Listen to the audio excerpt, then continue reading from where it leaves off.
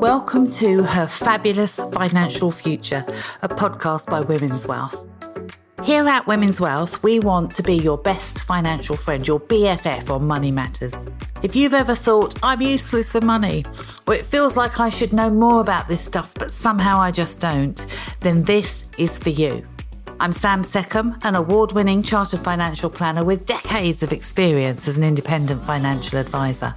But much more relevant and interesting are the amazing women I meet and their stories. Let's talk about finances, bust through the taboos and take charge. We can create our own fabulous financial futures.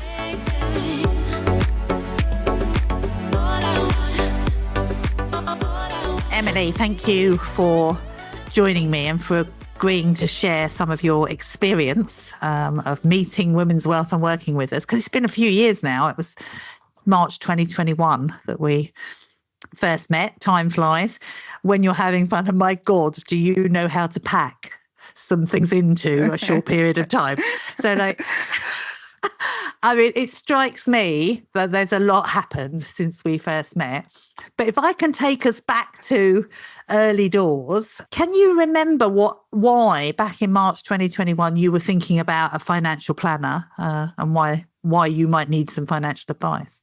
Yeah, thanks for having me on here, Sam. And I was just thinking about this before we jumped on, and I remember feeling quite disorganized with my finances, and I'm very good at spending money.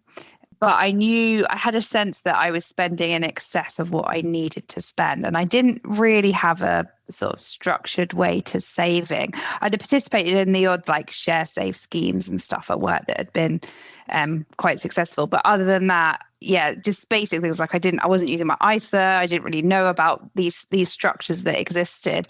But I had a sense that I probably should be investing, given where I was in my life and the sort of income I was making. So that was it. And it was also a desire to sort of be able to sort of have a plan for the future. And there's still a sort of vague plan that I'd like to step away from my existing job when I'm 45, which is, I can't even remember, 8 years or something. So I wanted to start working towards that plan as well and seeing if that was actually at all feasible to have that goal. I remember early on, because it says it in the meeting notes that we keep, that you told me that you wanted to live well but die poor. I think that still is my aim. That still is my goal. I want to, I work very hard now, but there's a time in my life where I want to work less hard but still live as well. Okay. And then I'm quite happy to still die with nothing. Even though I've had a son since we spoke, I'm still happy to die with nothing. Yeah, okay. So we've not changed the priorities to legacy planning for your son. Not yet. He's arrived in the meantime, yeah. Yeah. So it's still about building the financial resources for you to live the lifestyle that you've chosen for yourselves, but beyond your high-earning career years. So you work really hard, long hours, tough job, but it's not something you want to do for decades. It's something you can do for a period of time, and you want to do your best with the resources you've got so that when you stop working, you can still maintain your lifestyle. Yeah, exactly that. It's not about just building more and more numbers so that your son inherits the earth. It's more about having a great lifestyle while you're here. No, exactly. He's going to have a great life with us. It's exactly about that. Having seen my mum was always of that. I sort of grew up around that mindset. That she would always, take us on nice holidays and things like that. But I sort of almost learned from her mistakes in that she only set up a pension 2 years ago and she's already started to retire. So I want to balance the two of them in that having a nice life, but also just, being able to sustain that and save for the future a bit. Like where we get our initial financial knowledge and information and ideas from is our parents and when we're growing up and what we see around us. But you've got some very definite kind of new information that you wanted to bring into your money management so that you weren't so passive in terms of the kind of like, I'm going to have the life I want, without considering whether that was going to come at a cost later on. And that's the bit where you kind of didn't know where you were in the mix, where you needed someone to help you balance current spending with kind of future security. Yeah, exactly. It's like sort of investing and saving had never really been a conversation around our dinner table. It was, what holidays are we going to go on? Where are we going to spend the latest credit card? That sort of discussion. So yeah, I felt like, although I work in finance, but in sort of a different, quite a niche area, I felt like I needed guidance in this area, specifically when it came to sort of investing and planning. And it slightly horrifies me that you might be suggesting that around your dinner table these days, you talk about investments and finance, because I'm pretty sure that your husband would would blame me for that. Yeah. We have already discussed, haven't we, the fact that you and I can talk forever about finance and always find another subject to move on to and talk quite quickly and enthusiastically about it. And he's fed up with spectating our chatty conversations. So we've had to acknowledge that and work out a way to commute up. So I'm going to have meetings with Ant on his own, so that he gets to ask his questions and he doesn't have to listen to our rabbiting before he gets his say. So please tell me you're not discussing it around the dinner table, otherwise he's going to hate me. We do. We have some discussions around finance, which we didn't used to have. We've always had a sort of approach to most things of like divide and conquer, like things sit in his camp, things sit in my camp, and finances had always sat in my camp because it's sort of more to my skill set rather than his. But I think, when we started our journey with Women's Wealth, it was obvious from the beginning that we should do the joint plan rather than the individual plan, just for me, even though my husband was less interested or less inclined to talk about this sort of stuff. So we set off on a joint path. And I guess that's probably been one of the more difficult areas, but probably a really worthwhile area is getting me and my husband to talk and align on our finances. And it's not the most enjoyable conversation to have around the dinner table, but it is stuff that we now have the tools and the structure to be able to discuss in a way that's sort of useful for both of us. But I think what you've said is exactly on point, that Ant sort of joins our meetings and he gets bombarded with acronyms and things he doesn't understand from both of us, and he can quickly switch off. But it's taken him a bit longer to sort of get on, not on board, but to sort of participate in what we're doing. But I think, after four years, he's there now, and he understands sort of from like the big picture point of view what we're trying to do and what we're trying to achieve. And as you said, sort of having separate meetings, I think is going to really help him as well. So he gets time to sort of air his concerns and ask you questions on things he doesn't understand without us going on and using acronyms. And talking too quickly as well. Talking too quickly. We tend to like accelerate each other when we're chatting. So he just switches off. So it's interesting because, in my career as a financial planner, which spans a couple of decades, I've worked with couples, and very many of the couples I've worked with in the past, it's been the woman who takes the back seat a little bit and the man gets to do all the talking. And it's hard to include the woman. But here, it could just as easily happen the other way if you and I weren't cognizant of the fact that we bore Ant and he doesn't get to talk about the things that matter to him when you and I start chatting. So he needs some time of his own where he gets to examine the things that matter most to him. So I think it's good for me to see that you and I are acknowledging it and giving him the space that he needs. And I think more relationships would be much healthier if other wives could be as honest about backing off and giving the partner some space in the decision making. Yeah, no, I think that makes a lot of sense. And I'm glad you've helped me recognize that too, on like perhaps we need to deal with Ant in a different way to be able to help him get involved. And yeah, I think that sort of surprised me of not surprised me. I think I underestimated how much you're sort of involved as a financial advisor in our life events. And you've been saying to us, okay, now you're married. Should you think about joining your finances more? Those sorts of discussions that we would have never had as we've sort of gone through that stage in life where you're getting married, having kids, need to do wills, that sort of stuff. We probably just would have bumbled through it, whereas you're forcing us to have those conversations that, yeah, make us more aligned and more, cohesive in the way that we approach our finances.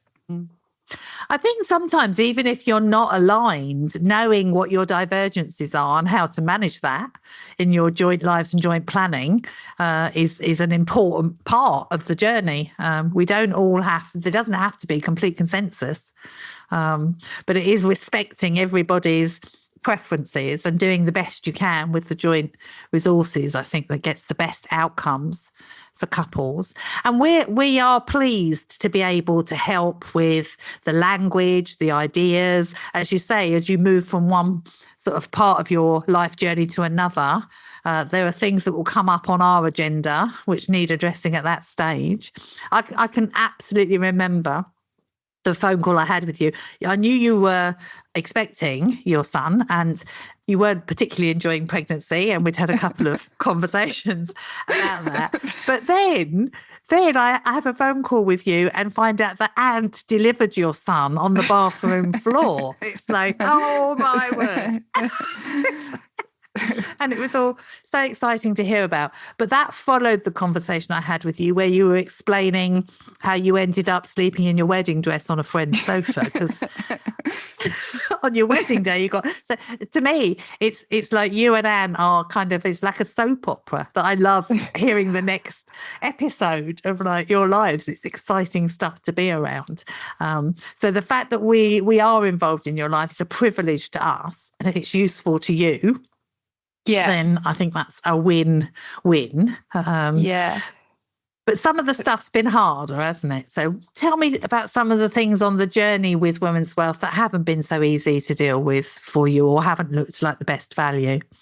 So when I was looking at different options for women's wealth, I was looking for financial advice, and it was really important to me to work with other women. Actually, I just want to say that to start with, because I work in finance and I'm surrounded by men for 95% of my day job. So I really wanted to be like vibing with other women around finances. So that was my first thing I put into Google. And then I found Women's Wealth, and I liked your structure of the payments. So rather than paying a percentage commission or a percentage management fee, you're set up to pay a monthly set fee, almost like you marketed it like a gym membership, and that really resonated with me. But I think, so some of the discussions we've had is around the implementation fee. So on top of this monthly fee, there is and then an implementation fee for every time you set up an investment or add to an investment. And I think that caught me a bit off guard, because I'd originally just assumed that you sort of everything is included in this monthly fee. So when we've been setting up investments, and obviously we've had to, as our life has changed, we've had to then restructure these investments either for tax purposes or because we got married, we moved investments between mine and Anthony's name, and all of those incurred fees, which I wasn't expecting. So then it was, I guess it was quite easy. We jumped on the phone and we discussed it, and I said, hey, what are these fees? And you sort of explained it. But I think, those are probably, that was one item I hadn't sort of built into my initial thought process at the beginning. And we chose to do it that way because not all of our members need any products. Some don't need any products at all. And then others don't, they set something up and they don't touch it or change it. Their lifestyles aren't dynamic enough to require it needs much altering over kind of many years. But I think with you, there was quite a lot of restructuring to do. And you're also a member, aren't you, Emily, of our Experienced Investor Club? So we have like an annual kind of review of what's come onto the market in the way of private equity and tax saving wrappers that you might want to engage with. So there's that as well. So there is a much more dynamic cycle to you acquiring, changing, and adding to your investments and products. So there are these ongoing fees for our research, recommendation and implementation. And as I say, and as you said, they took you by surprise initially.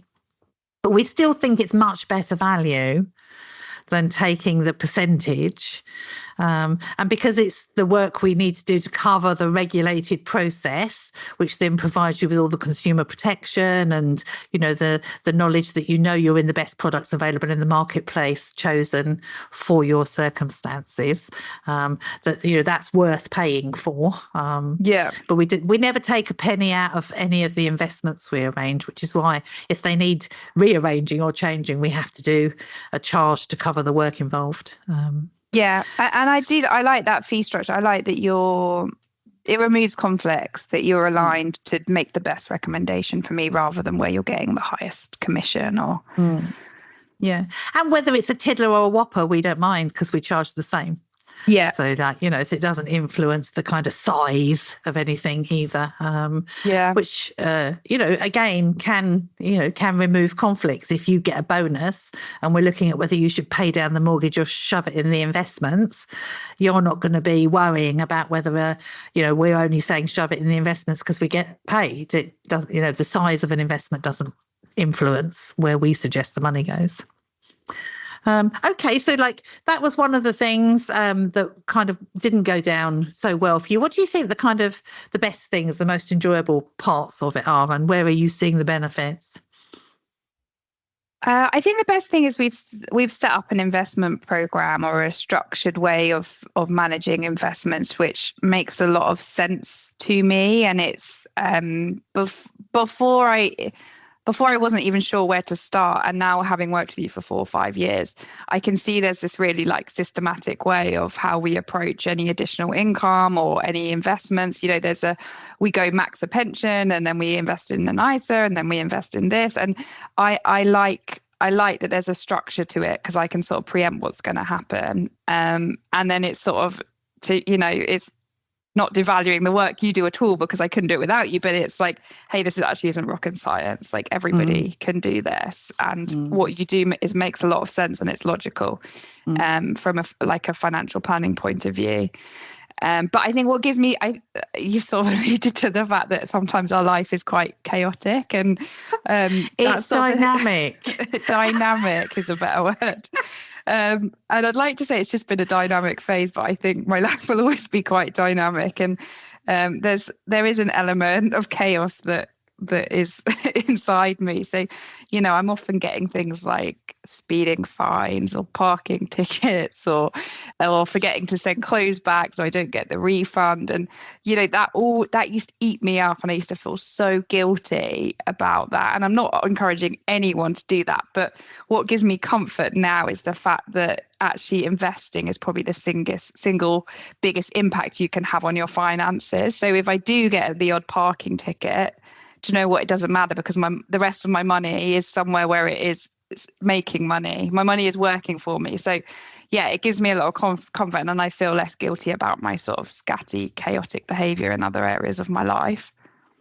And I do think that recognising that you need some accountability around the finances to make sure things happen. And you told me early on, your value to me is going to be in the next date in the diary. And you're, raising for me that there is something we need to have done by this time scale and how we're going to do it and keeping you on track to achieve in those areas was always going to be one of the things that you required of us. And we do like to think of ourselves as, your best financial friend. So we are supposed to be alongside you, rooting for you when it comes to getting the finances right and doing everything we can to facilitate that.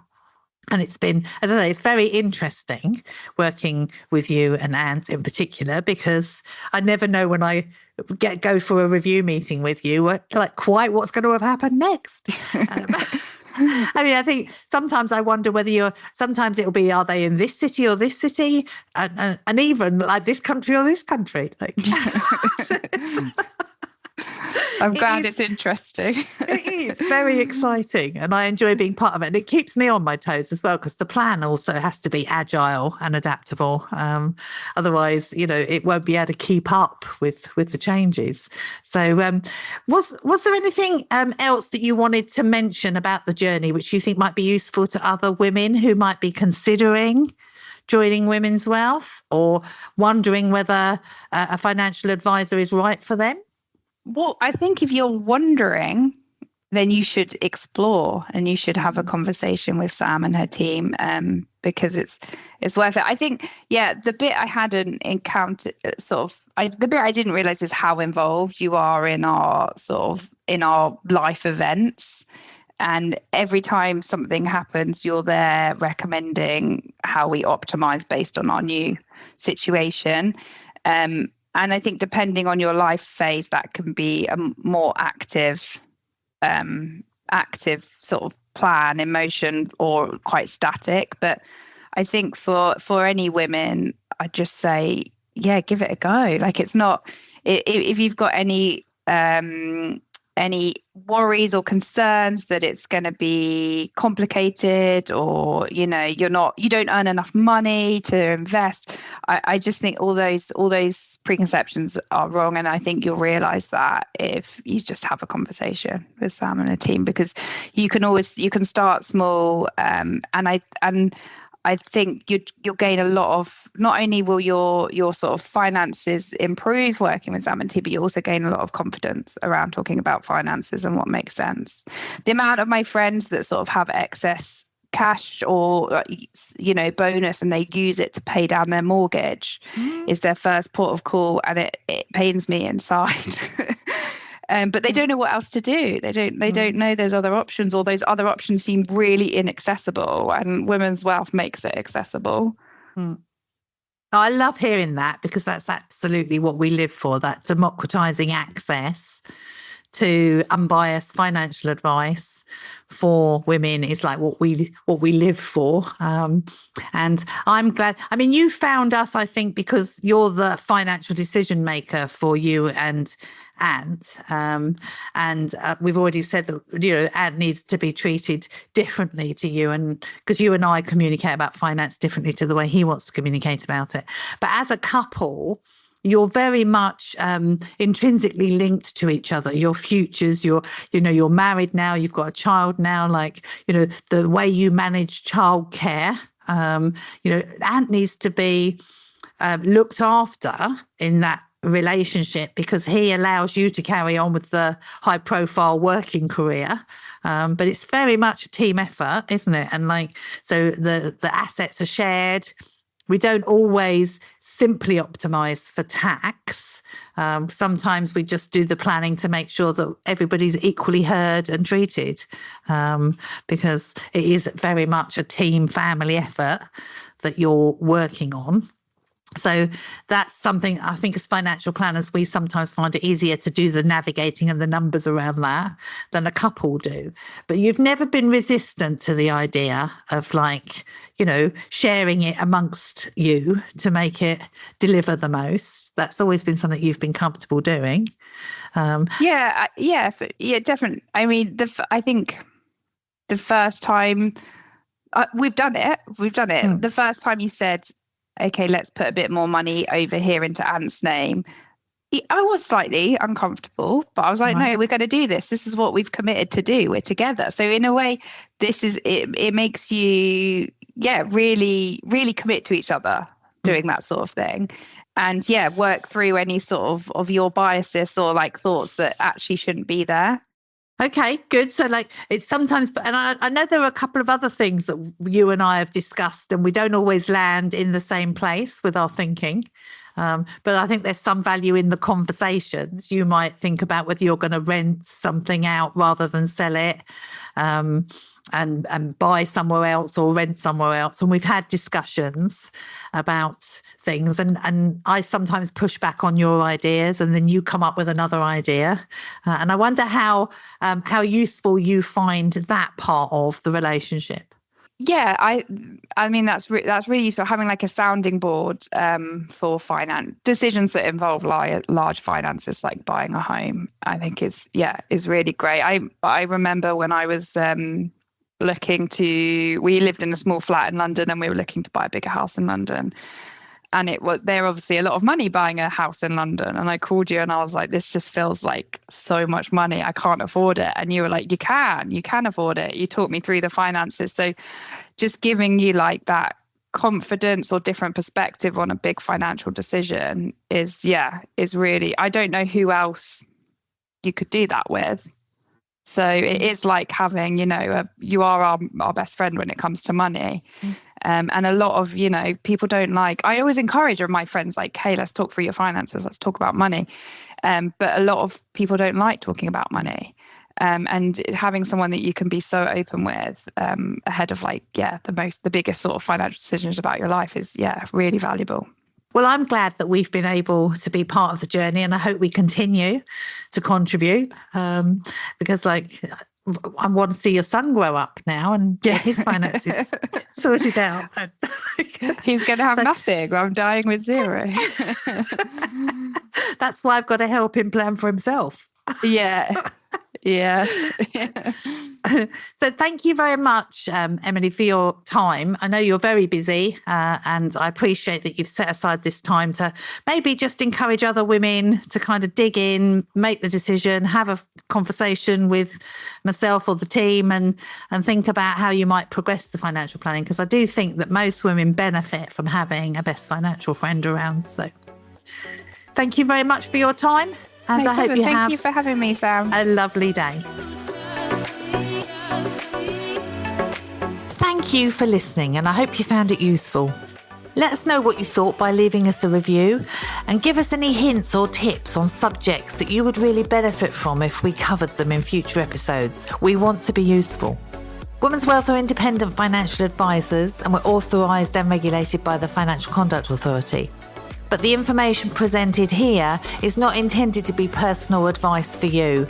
So what might be good for somebody else might not be right for you. If you want to talk to us about your personal needs, then feel free to jump on a free Zoom call by visiting Women's Wealth, that's womans-wealth.co.uk.